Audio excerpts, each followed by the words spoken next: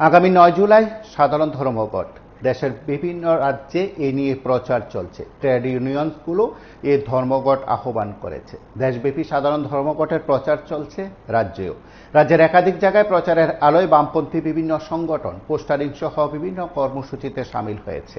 কার্যত এই সাধারণ ধর্মঘট প্রশাসনিকভাবে সেখানে অফিস, আদালত, স্কুল, কলেজ সব খোলা থাকবে বলে নির্দেশ থাকলেও বামপন্থী এবং অবশ্যই ডানপন্থী বিভিন্ন সংগঠনগুলো তার প্রচার জোরালো করেছে।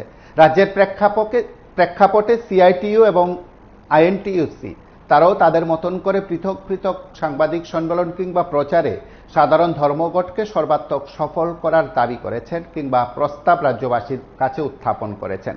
17টি দাবি সেখানে থাকলেও বিভিন্ন সংগঠন তার মতন করে আরও কিছু স্থানীয় দাবিকে সামনে রেখে এই সাধারণ ধর্মঘটকে জোরালো করার চেষ্টা করছে। বিভিন্ন বামপন্থী সংগঠন, সিপিআইএম নেতৃত্ব এই সম্পর্কে বিভিন্ন জায়গায় সভা, মিছিল ইত্যাদি কর্মসূচির মাধ্যমে ধর্মঘটকে সর্বাত্মক সফল করার দাবি করেছে। আমরা সেদিক থেকে আজ আমাদের সঙ্গে এই সম্পর্কিত বিষয়ে প্রতিক্রিয়া ব্যক্ত করেছেন প্রদেশ কংগ্রেস সভাপতি আশিস কুমার সাহা। আমরা কি একবার শুনব এই সাধারণ ধর্মঘট সম্পর্কে তার কি বক্তব্য। 9 জুলাইয়ের এই শ্রমিক ধর্মঘটে আমাদের যে শ্রমিক সংগঠন আইএনটিইউসি এবং all Tripura unorganised worker Congress, এটা সর্বভারতীয় ক্ষেত্রে তারা এর সঙ্গে ওতপ্রোতভাবে যুক্ত। আমাদের শ্রমিক সংগঠনগুলি এই ধর্মঘটকে সফল করার লক্ষ্যে তাদের প্রতিনিয়ত তাদের যে প্রচার সারা দেশ জুড়ে, এটা সম্মিলিতভাবে দেশের বিজেপি দল বা তার সরকার তাদের বিরোধী যতগুলি শ্রমিক সংগঠন আছে বা বিভিন্ন এনজিও এই ধর্মঘটে সামিল হয়েছে। তার মূল কারণ আমরা আমাদের দেশে যে শ্রম আইন, যেখানে 29টি আমাদের শ্রম আইনে যে ধারাগুলি ছিল, 11 বছর এই বিজেপি শাসনে শ্রমিক স্বার্থ বিরোধী পদক্ষেপগুলি ধীরে ধীরে এই 29টি শ্রম আইনের ধারাকে সংকুচিত করে 4টি শ্রম কোডে আজকে নিয়ে আসার একটা প্রচেষ্টা নেওয়া হচ্ছে। এটা আমরা সর্বক্ষেত্রেই দেখছি। যেমন কৃষির ক্ষেত্রে 3টি কালো আইন এই দেশে প্রবর্তন করার যে প্রয়াস নেওয়া হয়েছিল, কৃষক বিরোধী এই আইনে সারা দেশের কৃষক সমাজ তারা গর্জে উঠেছে। ঠিক তেমনি ভাবে এই শ্রম আইন যেভাবে তারা 4টি শ্রম কোডের মাধ্যমে প্রচলিত করার জন্য সংসদীয় কমিটিতে তারা নিয়ে এসছে, এই বিষয়ে আজকে শ্রমিকরাও গর্জে উঠেছে। যেখানে শ্রমিকদের স্বার্থ, আজকে তাদের যেমন কাজের সময় বৃদ্ধি করা, তাদের মজুরির ক্ষেত্রে কর্পোরেটদের হাতে তুলে দেওয়া, তাদের মর্জি মাফিক তারা তাদের মজুরি সেটেলমেন্ট করবেন, এই ধরনের কালো আইন করে যখন এই দেশে শ্রমিক বিরোধী একটা সরকার তাদের কর্পোরেট বন্ধুদের সুযোগ করে দিতে চাইছে, সেই ক্ষেত্রে শ্রমিক সংগঠনগুলি, বিশেষ করে বিরোধী শ্রমিক সংগঠনগুলি আজকে তারা সম্মিলিতভাবে এর প্রতিবাদে 9 জুলাই তারা ধর্মঘটের মাধ্যমে এটাকে সফল করার জন্য তাদের প্রচার চলছে। আমরা রাজ্যের মানুষের কাছে আবেদন করব এই রাজ্যের শ্রমিকদের স্বার্থে, কারণ কৃষক এবং শ্রমিকরাই হলো রাজ্যের মূল অর্থনীতির চাবিকাঠি। রাজ্যের অর্থনীতির উন্নয়ন নির্ভরশীল হলো এই দুটি শ্রেণীর মানুষের মধ্যে, এবং বেশিরভাগ গরিব অংশের মানুষ।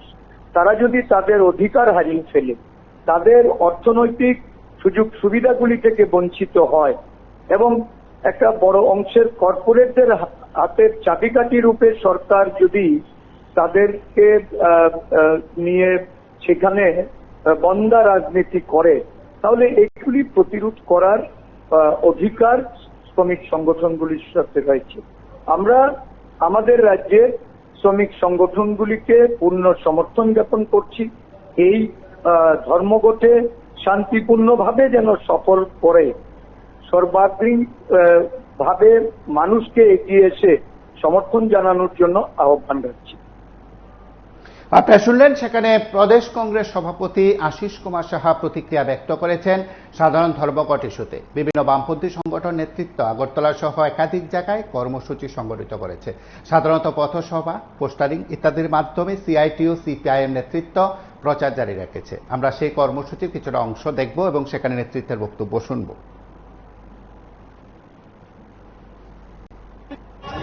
যারা ট্রেড ইউনিয়ন করেন, শুধুমাত্র যারা বামপন্থী আন্দোলন করেন তাদের স্বার্থে নয়, গোটা ভারতবর্ষের সমস্ত অংশের নাগরিকদের স্বার্থে।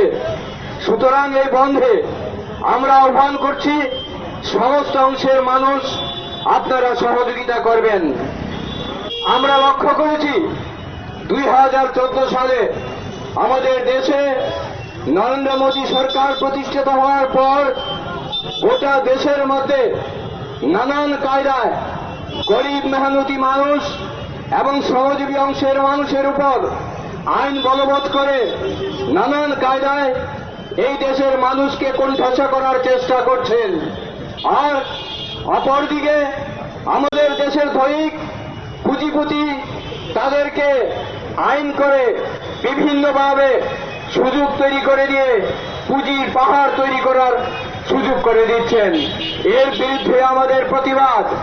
আমরা লক্ষ্য করেছি যে আগামী 9 জুলাই গোটা দেশব্যাপী 10টি ট্রেড ইউনিয়নে সম্মিলিতভাবে সাধারণ ধর্মঘট ডাকা হয়েছে এবং এই ধর্মঘটকে বিভিন্ন গণসংগঠন, কৃষক সংগঠন এরা সমর্থন জানিয়ে গোটা দেশে আগামী 9 জুলাই ধর্মঘট সফল করার জন্য এগিয়ে এসেছে।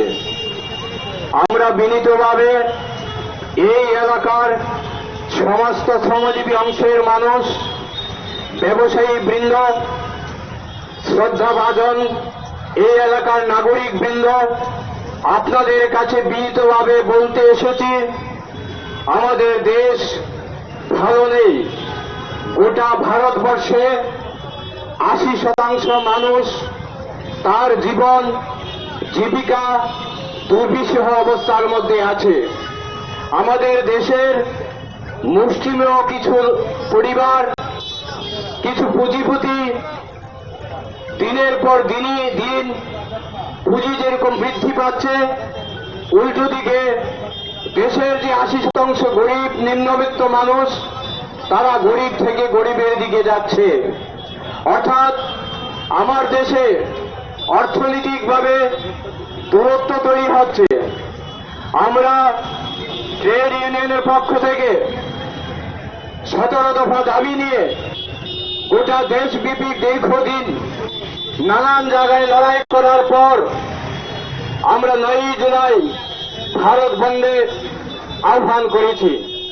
কেউ কেউ প্রশ্ন করতে পারেন।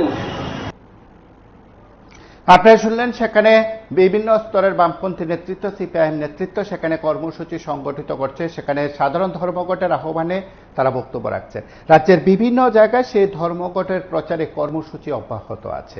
আপনারা দেখতে থাকুন PB24, আর অনেক বিষয় থাকবে।